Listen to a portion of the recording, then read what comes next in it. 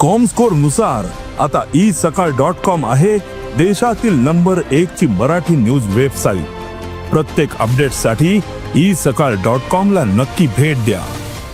गरज सरो वैद्य मरो याप्रमाणे आता 2100 रुपये तर सोडाच कधीच मिळू शकणार नाही।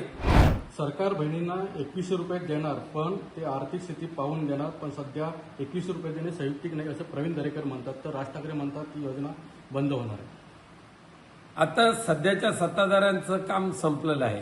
गरज सरो वैद्य मरो याप्रमाणे आता 2100 रुपये तर सोडाच कधीच मिळू शकणार नाही, कारण अजित पवारांसारखा खडूस मास्तर हेडमास्टर अर्थ खात्याला भेटलेला आहे आणि त्यावेळेला एकनाथ शिंदेनी त्या अर्थखात्याची लावलेली विल्हेवाट ही सांभाळायची असेल तर अजित पवार या असल्या फुकट योजनांना फार कुठे प्रोत्साहन देतील असं मला वाटत नाही, पण भगिनींची निराशा मात्र 100% होईल असं सध्याच्या सत्ताधाऱ्यांच्या बोलण्यावरून वाटतंय।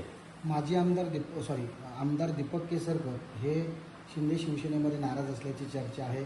विधानसभेमध्येही ते कुठच्या तारांकित प्रश्नामध्ये पाहायला मिळाले नाही, नाराज आहेत असं वाटतं का?